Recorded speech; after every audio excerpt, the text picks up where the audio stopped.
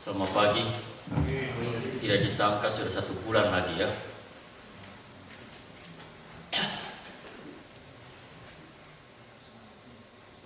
Kita sambung dengan seri khotbah Yohanes 3:16.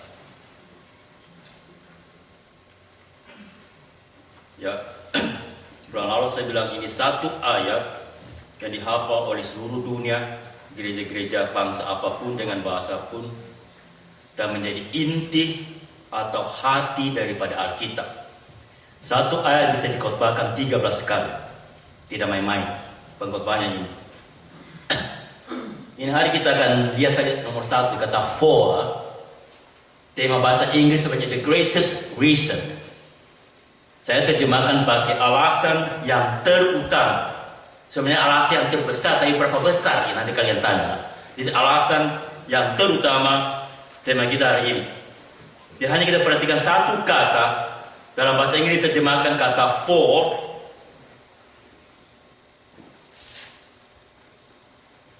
Bahasa Indonesia terjemahkan karena. Itu pun tidak 100% benar, saudara. Ini sebenarnya saya akan jelaskan. Saya khotbah suka jelaskan Alkitab ya, bukan cerita yang anda. Yang heran bahasa Tionghoa, ini siapa? Jack. Fang inilah. Kita ketemu di Taiwan. Yang heran bahasa Tionghoa hilang. Bahasa Tionghoa hanya langsung 神爱世人 tanpa bahasa Inggris 神爱世人. Bahasa Tionghoa hilang, tidak diterjemahkan. Itu masalah juga. Itu masalah di Hong Kong. Karena penerbit kita bahasa Tionghoa di Hong Kong pusatnya, bukan di China. Tidak forget about itu. Sekarang for the greatest reason, alasan yang terutama. Apa sebenarnya kata for? Kalian perhatikan, kalau saya khotbah dengan secara tidak langsung ajar kalian itu berkhotbah juga. Kalau kalian perhatikan baik-baik. Di dalam bahasa Greka, kata God, gamma, alfa, roh, bacanya God. God ini sebenarnya terjemahkan, bahasa ini terjemahkan kata for, tetapi kata for ini bukan berarti adjective. Kalau kalian tahu bahasa Inggris ya, maksudnya this is for you, ya dah? This is for me. Bukan arti itu. Kalau itu artinya paling untuk dong. Ini untuk Anda, ini untuk saya. Bukan arti kata for di sini, bukan arti kata untuk. Kata for di sini fungsinya sebagai conjunction, kata penghubung. Kata penghubung. Jadi hati-hati ya. Bahasa Inggris itu ada banyak kata artinya berbeda-beda. Termasuk cara pemakaiannya, dia adjective atau nouns atau verbs atau conjunction atau preposition dan segalanya. Jadi kalau dia berfungsi sebagai kata penghubung, kalau saudara lihat kamus bahasa Inggris ada 3 terjemahannya. For berarti because of, karena ada sesuatu yang jadi titik. Jadi tadi saya bilang bahasa Indonesia terjemahkan karena juga tidak lengkap 100%. Harusnya karena ada sesuatunya. Atau dalam bahasa Inggris diterjemahkan lagi sebagai for instead of. Jadi ada titik juga. Ini harus diisi. Atau yang paling kita mengerti di bahasa Inggris, for artinya in place of. Pengganti sesuatu atau karena sesuatu atau instead of dengan in place of sama artinya. Jadi dengan kata lain bahasa Indonesia harus terjemahkan karena titik-titik Allah begitu mengasihi dunia ini. Makanya tema saya ini alasan yang terutama. Maksudnya kenapa alasan yang terutama? Karena ada sesuatu hal yang terjadi sehingga Allah mengutus Tuhan Yesus datang ke dalam dunia ini. Karena dimotivasi dengan kasih Allah. Ngerti sampai di sini? Kalau ngantuk, not my business. Oleh karena itu, kata for ini atau kata karena sebagai kata penghubung apa conjunction, makanya kita lihat konteks di atas. Ngerti? Makanya kita lihat konteks di atas Yohanes 3 ayat 1 sampai 15. Coba Yohanes 3 ayat 1 sampai dengan 15.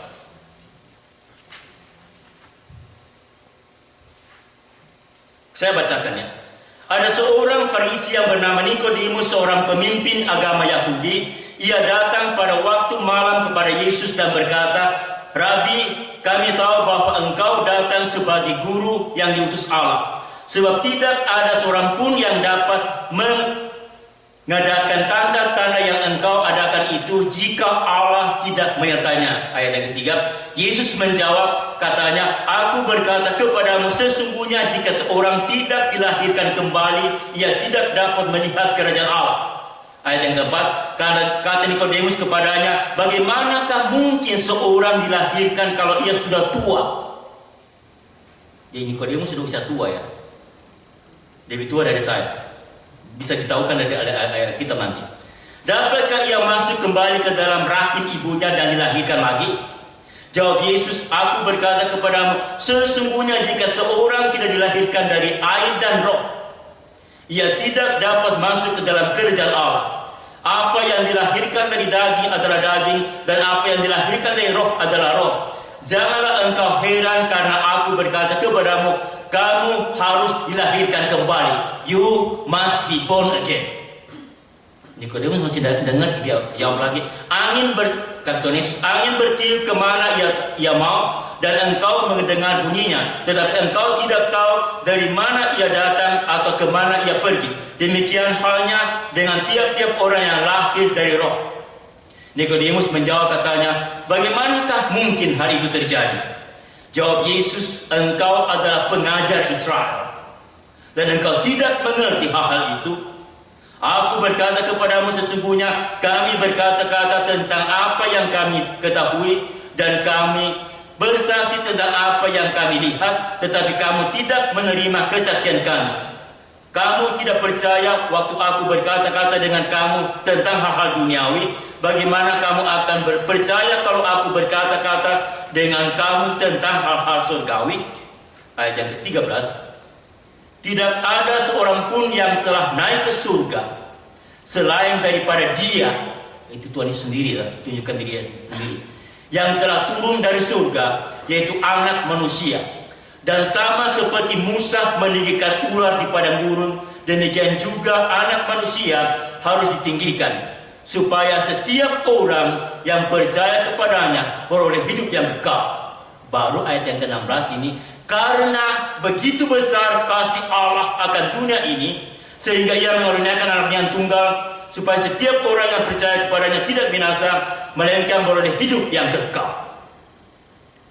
Jadi kata "karena" ini sebagai conjunction, because of yang di atas itu semua, perkataan Yesus dengan Nikodemus, atau instead of yang in place of yang apa Yesus katakan dengan Nikodemus, baru Allah Bapa tergerak hatinya dengan motivasi kasih Allah. Dia utus Tuhan Yesus datang ke dalam dunia ini. Pendeta Billy Graham yang sudah pensiun usia 96 tahun ini berarti masih hidup. Dengan Billy Graham Crusade dia keliling ke dunia. Bulan lalu saya baca sebuah buku diterbitkan oleh Dr. David Jeremiah. Saya beli bukunya. Dia punya perkiraan, dia terbitkan Billy Graham selama hidupnya bahkan Crusade sampai dia pensiun, dia sudah menjangkau 215 juta pendengar. Puji Tuhan ya. 215 juta pendengar seluruh dunia. Kenapa saya singgung ini? Di Amerika ada seorang cukup kaya, orang bule juga, orang Kristen juga. Dia tidak perlu di office-nya setiap hari. Waktu Billy Graham ke seluruh dunia atau ke setiap state bikin crusade, ini orang dia ikut. Dia cara ikut bagaimana saudara, diam-diam. Dia benar tahu Billy Graham dapat pesawat apa, American Airlines, United Airlines, apa yang negara dia ikut juga. Dia beli tiket yang sama juga, tanpa dia beritahukan tim Billy Graham. Kemana Billy Graham adakan crusade dia ikut. Akhirnya si orang ini, orang Kristen ini dia dapatkan, kok Billy Graham kemana-mana khotbahnya ini juga, Nikodemus. Yohanes 3 ayat 1 sampai 15 dengan judul You Must Be Born Again. Yang dia ikuti kemana-mana itu khotbahnya itu aja. Kenapa tidak bisa? Kan pendengarnya lain kan? Kecuali dia sendiri pendengar berulang-ulang. Sampai dia ada betah. Saya ini buang waktu, buang tiket pesawat ikut kamu ke sana, khotbahnya itu juga. Pada suatu hari sesudah selesai crusade, dia sengaja tanya, beritahu timnya, saya mau bertemu dengan pendeta Billy Graham. Diantar, bawa ke kamarnya, Billy Graham tanya, Reverend Billy Graham, I have followed you wherever you have gone, okay? Mau kau begitu aja, you must be born again. Yohanes 3 ayat 1 sampai 15 bercakap dengan Nikodemus. Kamu tidak pernah nasi khotbah lainnya, tidak punya nasi khotbah lainnya. Dia kesal jadi komplain begitulah di depan Billy Graham. Bagaimana Billy Graham jawab? You know why? Because you must be born again. Ngerti saudara? Maksud Billy Graham, kamu kalau sudah bertobat, kenapa ikut-ikut saya? Kamu tahu saya evangelis, pekerjaan saya itu bikin crusade, bukan orang yang belum Kristen percaya, toh? Berarti you must be born again too.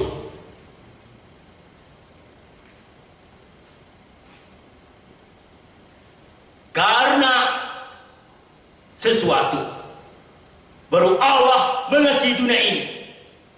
Karena apa saudara? Saya temukan 6 poin dari tadi yang kita baca dengan Nikodemus. Poin yang pertama,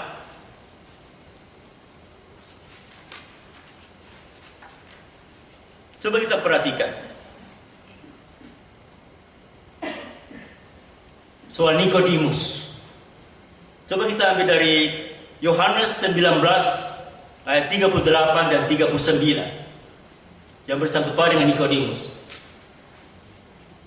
Sesudah itu Yusuf dari Arimatea, ia murid Yesus tetapi bersembunyi-sembunyi karena takut pada orang Yahudi, meminta kepada Pilatus supaya ia diperbolehkan menurunkan mayat Yesus. Dan Pilatus meluluskan permintaannya itu, lalu datanglah ia dan menurunkan mayat Yesus. Ini seorang namanya Yusuf, orang kaya. Motivasi menurunkan mayat Tuhan Yesus, menurut ada zaman dulu baik orang Mesir, ini orang Yahudi Tuhan Yesus, tapi dia bawa ke cara ayam Mesir, dibalsem mayatnya. Coba ayat yang ke-39. Juga Nikodemus, dan Nikodemus yang ini pasal 3 tadi, Yohanes 3 ayat 1 sampai 15. Datang ke situ, dialah yang mula-mula datang pada waktu malam kepada Yesus, yang membawa campuran minyak mur dengan minyak gaharu. Itu campuran orang zaman dulu, baik orang Yahudi ataupun orang Mesir, untuk balsam mayat. Kira-kira 50 kati beratnya untuk mau balsam mayat Tuhan Yesus. Dari ayat ini kita beritahu kita satu apa? Nikodemus adalah orang yang berduit. Kenapa? Ini rempah-rempah ini 50 kati, berapa harganya saudara? Lihat zaman dulu, waktu zaman Yesus masih hidup, orang kerja 1 hari hanya 1 dinar. Pernah dengar ya? Alkitab aja lah, 1 dinar. Dia punya duit pasti.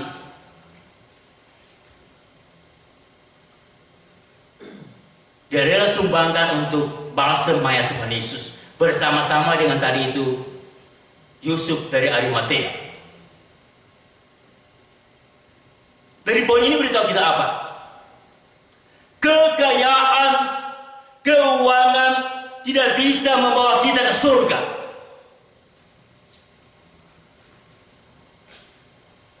Kalau kekayaan, keuangan bisa membawa kita ke surga, Nikodemus tidak perlu bertemu Tuhan Yesus lagi, ya toh? Oleh karena ini, karena kekayaan tidak bisa membawa kita ke surga, maka Allah Bapa rela mengutus Tuhan Yesus datang ke dalam dunia ini, mati di kayu salib, baru bisa kita ke surga. Kalau kita percaya pada Dia. Ini kata karena yang pertama. Ngerti ke saudara? Makanya bahasa Inggris terjemahkan because world cannot take you to heaven. They say by Jesus Christ. Atau in place of, atau instead of.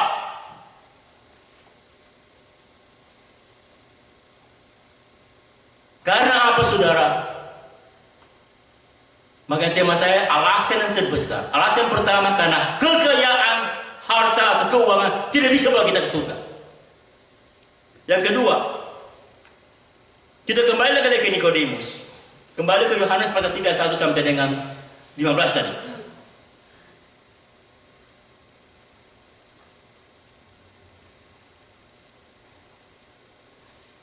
Nikodemus orang apa lagi latar belakangnya? Satu, orang berduit. Kedua apa? Tugas dia apa? Tadi sudah bacakan Yohanes pasal 31 sampai 15. Dia kan guru loh, bahasa Yahudi rabbi. Zaman dulu Tuhan Yesus sudah ada di dunia ini. Tidak sembarangan orang jadi rabbi. Yang kira sembarangan orang harus punya pendidikan juga. Paling kurang pendidikan apa? Hukum Taurat, perjanjian lama.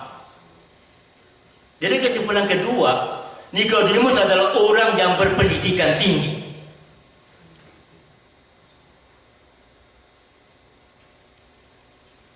Dari murid Tuhan Yesus 12, tambah lagi satu Rasul Paulus 13, yang paling berpendidikan tinggi Rasul Paulus. Saudara pernah diajar tidak? Yang paling berpendidikan tinggi Rasul Paulus. Dia juga rabbi sebenarnya. Asal mulanya, baru bertobat kan? Murid Yesus yang lainnya semua kan nelayan, tidak punya pendidikan tinggi. Yang selain Rasul Paulus ada satu lagi yang lebih berpendidikan siapa?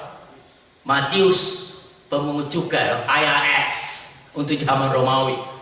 Itu harus berpendidikan juga, kalau tidak mana boleh dipakai oleh pemerintah Romawi. Paling kurang dia tahu kalkulator, atau dengan zaman sekarang itu CPA, Certified Public Accountant. Yang lain nelayan. Petrus nelayan, Andreas nelayan,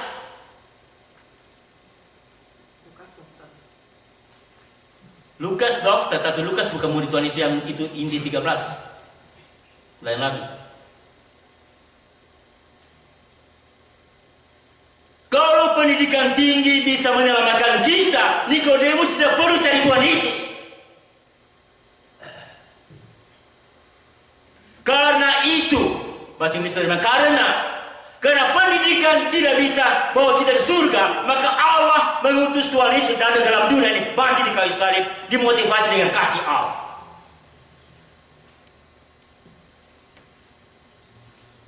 Saya tidak menentang pendidikan tinggi ya. Zaman sudah berubah.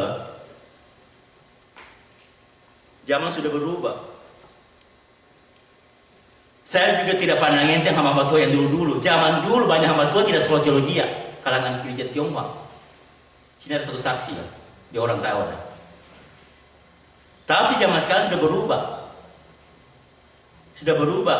Di Taiwan juga seorang mau jadi pendeta paling kurang harus juga MDiv juga atau equivalent, baru kita bisa jadi pendeta.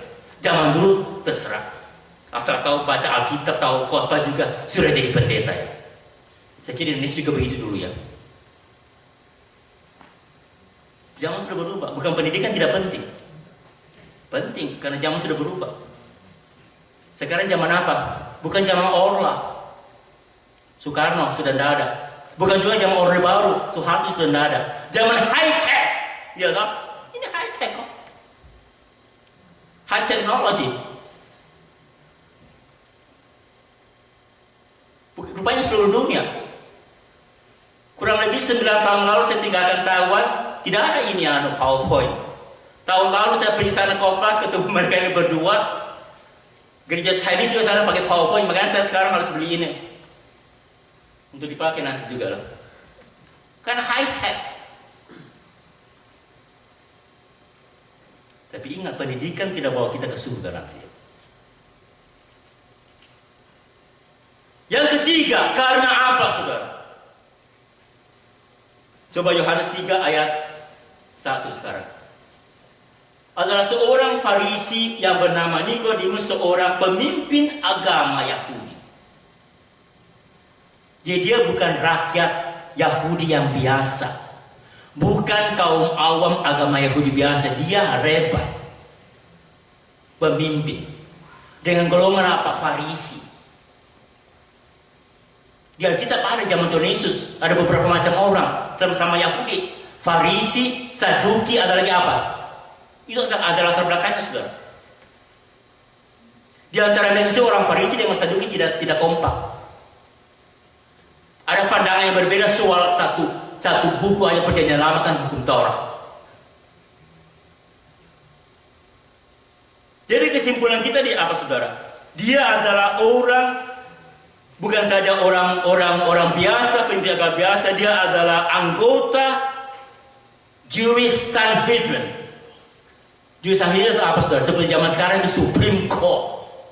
Kalau untuk zaman sekarang, orang pada zaman Tuhan Yesus, zaman perjanjian lama, dia punya Supreme Court itu ada 70 orang judges, 70 orang. Salah satunya Nikodemus. Jadi bukan saja pemimpin agama biasa, rebel, dia anggota Sanhedrin. 70 Supreme Court, dia salah satunya. Karena kalau sudah perhatikan zaman itu ya,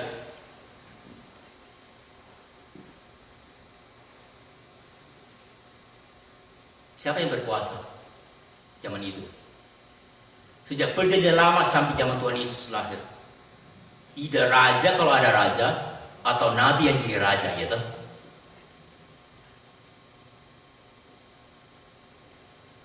Saudara tahu negara Israel merdeka pada tahun berapa? Sesudah Indonesia 1948. Kalau saya tidak salah ingat bulan Mei. Kalau kita Indonesia kan 1945, 17 Agustus tuh. Saudara tahu tidak, waktu Israel mau merdeka, siapa presiden yang pertama atau perdana menteri pertama? Tidak ada. Tidak ada. Siapa yang itu? Ini ketua Supreme Court, seorang rebel. Ada sebuah buku yang saya pernah baca juga. Waktu bulan Mei tanggal sekian tahun 1948 Israel merdeka, maksudnya mau bikin satu kembali lagi negara. Tapi harus ada negara yang pro. Waktu itu kan sudah ada Perserikatan Bangsa-Bangsa. Karena Perserikatan Bangsa-Bangsa berdiri pada kalau salah September atau Oktober tahun 1945, sudah Perang Dunia Kedua lah. Waktu itu Presiden Amerika kalau saya tidak salah ingat Harry Truman kalau salah ya. Saya ada listnya. Negara raksasa yang pertama umumkan seluruh dunia bahwa saya support Israel sebagai satu negara, Amerika Serikat. Siapa yang umumkan? Presiden waktu itu, kalau saya tidak salah ingat Harry Truman. Dia ada sekretarisnya di itu ruang pers. Semua wartawan sudah kumpul mau lihat reaksi Amerika. Sekretaris persnya hanya di White House dengan Presiden Amerika waktu itu.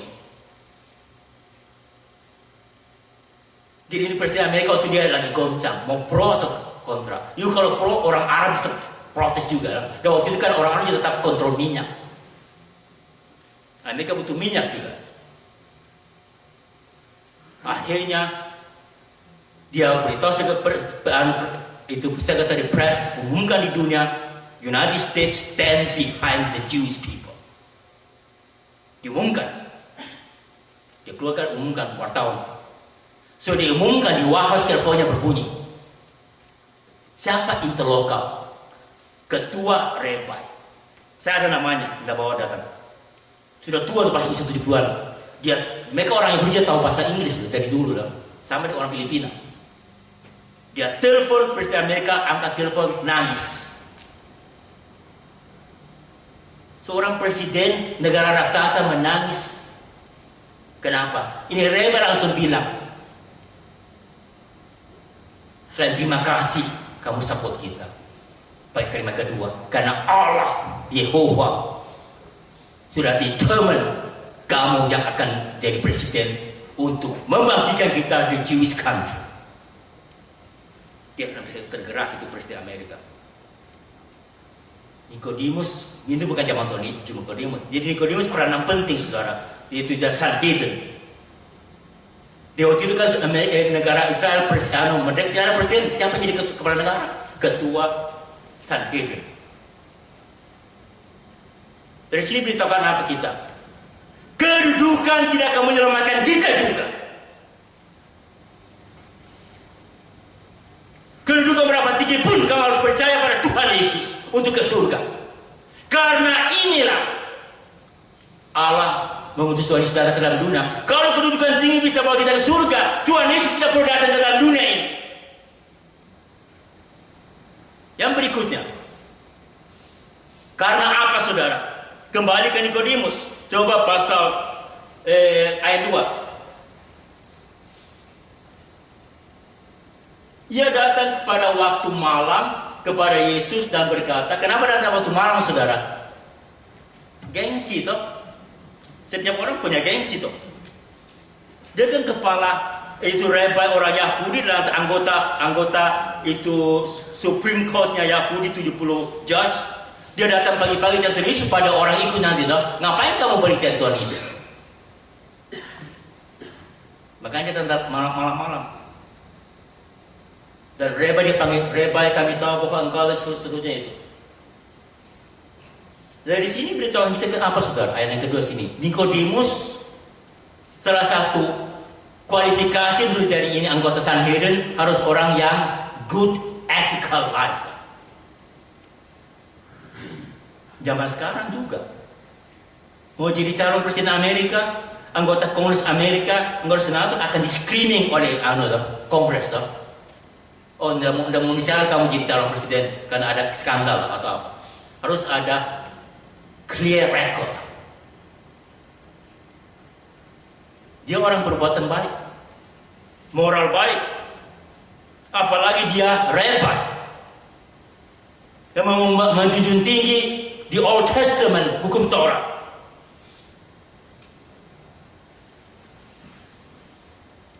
Tetapi perbuatan baik pun tidak bisa bawa kita ke surga. Hanya melalui Tuhan Yesus Kristus.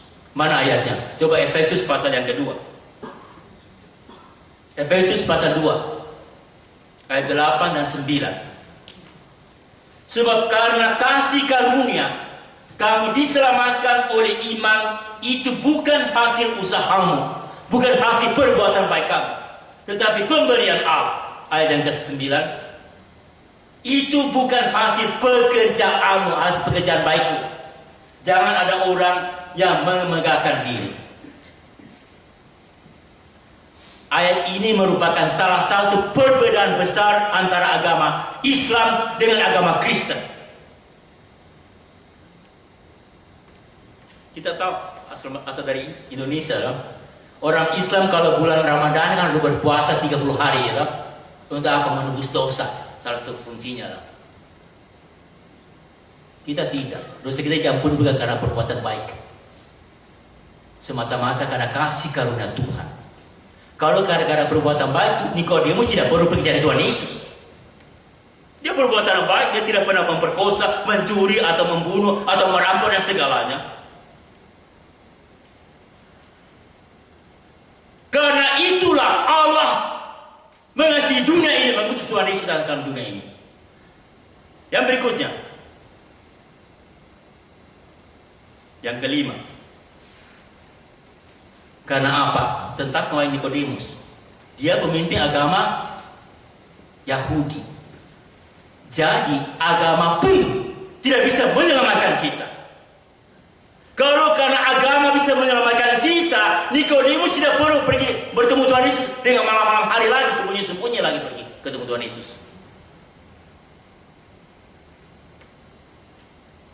Saya akan berkata kepada kalian kalimat ini ya. Kamu setuju tidak setuju firman Tuhan? Agama Kristen pun tidak akan menyelamatkan kita. Percaya tidak? Yang menyelamatkan kita adalah Tuhan Yesus, bukan agama Kristen. Ini two different thing. Saya bukan bidat, saya bukan liberal. Kamu rajin ke gereja, rajin memberikan persembahan, atau masuk anggota paduan suara gereja manapun juga. Tapi kalau kamu sendiri tidak menerima Tuhan secara pribadi, you must be born again. Kalau tidak, kamu tidak masuk ke surga.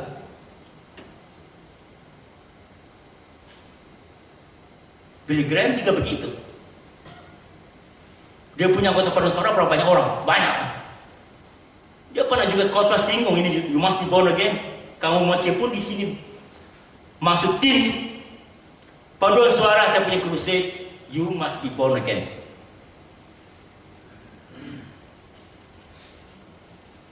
Yang terakhir, poin yang keenam, karena apa sehingga Allah mengutus Yesus Kristus datang ke dunia ini? Karena Yesus satu-satunya juru selamat. Tidak ada jalan lain, saudara. Kekayaan tidak bisa, pengetahuan tinggi tidak bisa, kedudukan tinggi juga tidak bisa, etika yang baik juga tidak bisa, agama juga tidak bisa. Hanya Yesus satu-satunya juru selamat.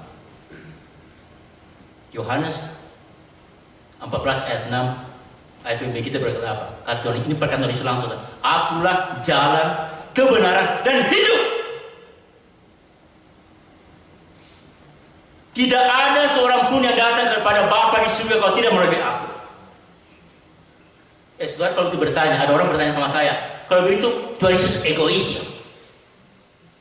Ada juga bertanya lebih luas lagi, kalau begitu agama Kristen egois ya? Agama lain masuk neraka ya? Agama lain salah pemimpinnya. Muhammad manusia biasa, Konfusius ahli filsafat, sekarang orang Tiongkok puja-puja dia, makanya ada agama Konfusius. Itu ngawur, saudara. Ini hari kalau ada Konfusius di sini bilang, wah bukan tangan, jangan menyembah saya ahli filsafat aja. Kuangkong pendekar, tapi ada agama Kuangkong juga ya, dah. Muhammad juga orang biasa, nabi bukan Allah. Bagaimana kalau bilang Yesus ada agama Kristen egois? Ini bukan egois, saudara. Saya kasih contoh ini ya. Dia punya telepon, telepon rumah, telepon telepon, pasti ada 10 angka 0 sampai 9 ya toh? Benar? 0 sampai 9 ada star dengan ada apa tuh? Jing Su Jian, you don't know what I'm talking about. 0 sampai 9 ada angka. Kamu bikin angka apapun, jutaan atau triliun, pasti 0 sampai 9. Jadikan. Dari ini aja, dari 0 sampai 9 jadi angka triliun juga. Saya kasih contoh. Seluruh dunia mengakui 1 tambah 1 berapa? Ayo jawab dong. 2, seluruh dunia ya. Bukan saya Indonesia ya. 1 tambah 1, 2, seluruh dunia. Ini kan kebenaran yang diterima oleh seluruh dunia ya. Ya kan, tante? Puji Tuhan, dia mangku-mangku. Sekarang saya contoh. 1 tambah 1, 3, angka 3 keluar. Kan dari 0 sampai 9. 3 keluar, 1 tambah 1, 3. Ngawur loh ya, bukan kamu ya. Kan seluruh dunia terima lah. 1 tambah 1, angka 4 keluar, saya. Pasal 4. Tidak benar. Semua 0 sampai 9. 0 keluar juga, salah juga. 1 tambah 1, 0. Enggak. 1 tambah 1, 9. Tidak. Dari 0 sampai 9 hanya 1 yang keluar baru benar. Angka 2 lah. 1 tambah 1 saya, 2. Mau bagaimana kamu? Protes? Kamu bilang saya egois? Enggak. Ini namanya logik. Yesus bilang dia satu-satunya jalan kebenaran dan hidup. Dia egois? Tidak, karena dia adalah Allah menjelma jadi manusia. Baca Filipi pasal 2 ayat 1 dan seterusnya. Teman sekolah saya di Westminster Theological Seminary asal dari Singapura, Pendeta Andrew Wong, sekarang mengembala di New Jersey gereja Chinese. Dia satu bagian itu bahasa Yunani-nya kerugma. Filipi pasal 2 sampai dengan 11 dia bikin disertasi dapat PhD in New Testament. Hebat ya.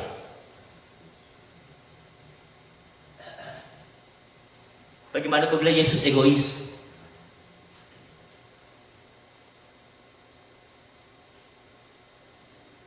Last 2. try to be saya tahu kalian ada baptis tadi lagi ya. Jadi total semua jam 12 selesai.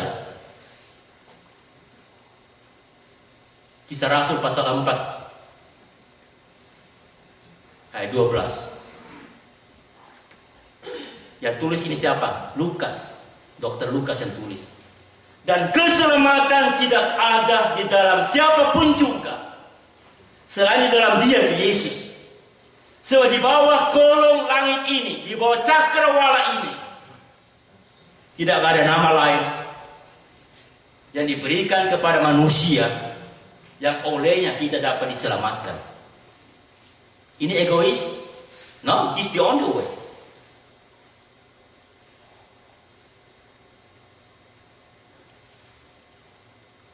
Yang terakhir, puluhan tahun yang lalu, yang orang suka apa? Suka beli apa? Kamera. Sekarang laku ya. Karena apa? Telepon, iPad bisa, juga kamera, bisa. Tapi itu puluhan tahun yang lalu di Scotland, negara Scotland di Eropa ada kejadian ini. Ada seorang misioner waktu zaman dia itu kamera mahal sekali, tidak semua orang punya. Pada saat ini misioner ini orang Scotland, dia ke satu kota, dia punya kotanya Rockengland di Glasgow, Scotland. Dia mesti pergi dengan beberapa teman untuk di sea. My Indonesia is getting worse. Di pantai. Waktu dia ke sana di pantai ada sekumpulan begitu banyak muda-mudi. Orang dia juga orang Scotland di main-mainiskan. Baru dia ini seorang misioner ini bawa sebenarnya Alkitab dia ditutup begini juga. Si itu anak-anak muda-mudi dia kiranya dia bawa kamera lah, Polaroid dia atau kamera. Dia mereka pada rampas, can you take a picture for us? Mereka tahu dia misioneri, baik hati kan kalau misioneri kan. Kadang-kadang dia take advantage juga lah. Misioneri bagaimana saya jawab orang Scotland? I have taken it. Anak-anak muda juga, kapan you shoot? Kita tidak pernah lihat kamu, kira-kira kamu kita bodoh ya. Kapan kamu bilang kita, stand by? Tidak. Kenapa kamu bilang you have taken it? Misioneri mau bilang, mau tahu, mau lihat buktinya. Oke. Show us. Dia buka yang dikiranya kamar pada Alkitab. Roma pasal 3 ayat 23. Saya tidak beritahukan, jadi mereka dah siap. Bisa tak mendadak di sini? Roma 3 23. Dalam bahasa Inggris saya bacakan ya. For all have sinned and come short of the glory of God. Karena semua orang telah berbuat dosa dan telah kehilangan kemuliaan Allah. Dia pakai beberapa menit evangelize them. This is the photography of God about you. Benar saudara? Paulus berkata semua orang tanpa kecuali termasuk saya ada orang berdosa. Semua orang berdosa. Bagaimana orang berdosa akan menyelamatkan orang berdosa? Muhammad orang berdosa, Konfusius orang berdosa. Siapa lagi pun di agama manapun orang berdosa. Bagaimana orang berdosa menyelamatkan orang berdosa? Hanya Yesus Kristus Allah menjelma jadi berdoa baru qualified jadi juru selamat karena dia tidak berbuat dosa. Yang terakhir 1 menit ya. Heran ya, Tuhan bekerja heran. Beberapa minggu yang lalu, bulan Januari yang baru lalu ini, ada seorang rekan kerja yang saya pekerjaan saya setiap hari hanya 4 hari. Mulai tahun ini bos saya suruh hari Senin masuk, hari Jumat libur, bagus juga di rumah libur ya. Jadi pendeta, bos saya pendeta. Kenapa background checking dong? Bos tahu orang bule Armenia. Ada satu karyawan, saya sudah kenal dia, tidak ketemu setiap hari. Baru minggu dia cari saya, Handy. Can I ask you 2 private questions? Yeah, what is that? Bilang, saya dengar kamu pendeta ya, Reverend. Ya, saya tidak kerja di sini ya. Oh, good. Padahal dia sudah kerja sudah 9 tahun juga ada. Dia baru tahu, dia apostol latar belakang dia orang Jordan. Tapi dia bukan orang Arab. Dia orang Roma Katolik karena istrinya Roma Katolik. Dia dapat istri di Amerika orang Spanish speaking. Dia ada satu pertanyaan yang dia sudah bertahun-tahun mau tanya, tapi dia tidak kenal seorang pendeta yang bisa ditanya soal teologi, soal kita. What is your second question? Dia langsung ngomong. Namanya Kevin ya. Last name saya tidak tahu baca. Last name bahasa Arab. Dan saya orang Kristen, Roma Katolik. Saya percaya Tuhan Yesus 100% sebagai juru selamat. Saya mau tanya apa? Tuhan Yesus itu di bawah kandungan Maria tidak berdosa. Bagaimana kamu jelaskan tidak berdosa? Dia tanya saya dulu, kamu sekolah teologi di mana? Karena apa? Saya beritahu dia. Coba jelaskan pada saya supaya saya tidak penasaran. Seumur hidup ini saya aman. Pak dokter ada enggak? Pak dokter ada datang hari ini ya? Lupa namanya. Pak dokter siapa? Yang bisa bahasa Jerman. You know I'm talking about. Tidak apa, ini ada dokter kedua. Dia pasti tahu soal umum juga. Dokter Cornelius di sini. Ini orang Jordan, dia tahu soal kedokteran. Saudara tahu tidak? Puji Tuhan, Yesus lahir laki-laki lah, bukan perempuan. Menurut ilmu kedokteran, kalau itu terjadi, ini bukan bahasa kotor ya. Sex education bukan bahasa kotor. Kira Henry tidak tahu. Terjadi seks antara suami istri, kan itu sperma laki-laki keluar kan, sperma itu laki-laki ada jutaan XY, ya kan? Sperm. Rumusnya XY, nanti dia akan masuk ke tubuhnya perempuan, dan perempuan selalu XXXX, ada jutaan. Kalau sperma laki-laki ketemu dengan perempuan punya X, berarti itu Y-nya laki-laki lebih kuat, makanya itu embrio nanti jadi XY. Kalau XY rumusnya itu anak pasti laki-laki. Ngerti saudara? Dia ini orang Jordan tahu. Tapi kalau sperma laki-laki ada X-nya ketemu dengan X-nya perempuan punya telur, jadi XS rumusnya anak pasti perempuan. Waktu dia jelasin saya tahu juga. Saya meskipun bukan dokter, saya ada baca buku kedokteran. Kemudian jadi pendeta gampang ya. Hanya tahu Alkitab tuh. Gitu. Jadi pertanyaannya begini. Bagaimana kok Tuhan Yesus tidak berdosa? Saya bilang gampang, sekolah teologi ya. Tuhan Yesus punya XY itu embrio 100% dari Roh Kudus. XY-nya Roh Kudus, jadi Allah Bapa pinjam kandungan Maria, masukkan ke itu. Zaman sekarang ada apa itu cara bayi tabung ya kan? Jadi XY-nya itu dari Roh Kudus semua. Tidak ada hubungan dengan Maria punya X. Dia sampai tahu ini orang Jordan, Kevin namanya. Dia sampai tahu, dia mungkin tanya dokter mungkin. Dalam tubuh manusia kan itu bayi ada berapa banyak kromosom ya? Ini Pak dokter tahu di sini dokter, saya tidak tahu. Jadi dia pertanyaan dia apa? Jadi Tuhan Yesus punya itu embrio tidak ada hubungan sama sekali dengan kromosom dari Maria, benar? Makanya baik Roma Katolik maupun Protestan kita bilang anak bayi Tuhan Yesus adalah anak yang kudus, ya toh? Kan itu Allah Bapa hanya pinjam kandungan Maria. Sama dengan sekarang ada suami istri yang punya anak ada dokter bisa anukan kan bayi tabung dah, masukkan ke anak. Padahal bukan kamu punya anak. Dengan kata lain, kalau Tuhan Yesus pada zaman sekarang dan zaman dulu tidak ada, kalau tidak percaya buktikan pakai apa? DNA test ya. Tuhan Yesus punya DNA tidak ada hubungan dengan Maria dan Yusuf. Dia 100% anak kudus, embrionya mulai ada Roh Kudus dan tidak punya dosa asal juga. Baru dia berhak menjadi juru selamat manusia. Yesus satu-satunya juru selamat.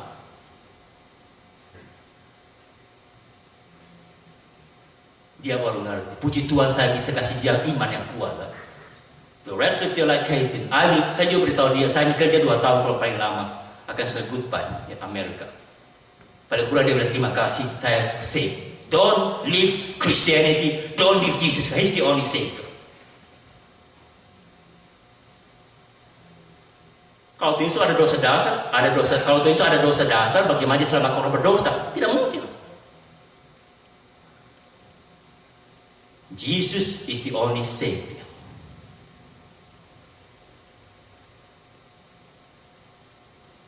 Bulan depan, Maret minggu kedua, tema kita satu kata juga. Tadi yang 13 itu. Yang 13.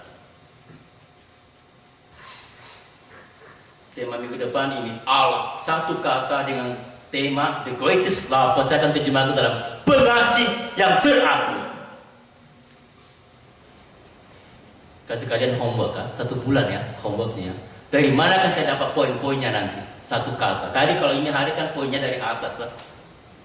Dari Nikodemus. Dia tidak langsung ajar kamu ilmu berkhotbah. Saya akan jadi dosen ilmu berkhotbah di Taiwan nanti. Di Taiwan kita ada reform seminar, tapi bukan dalam bahasa Tionghoa Indonesia.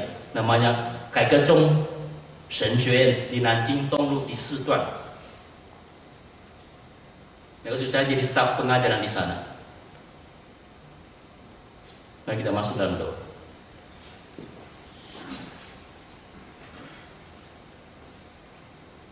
Minta Dr. Cornelius pimpin doa.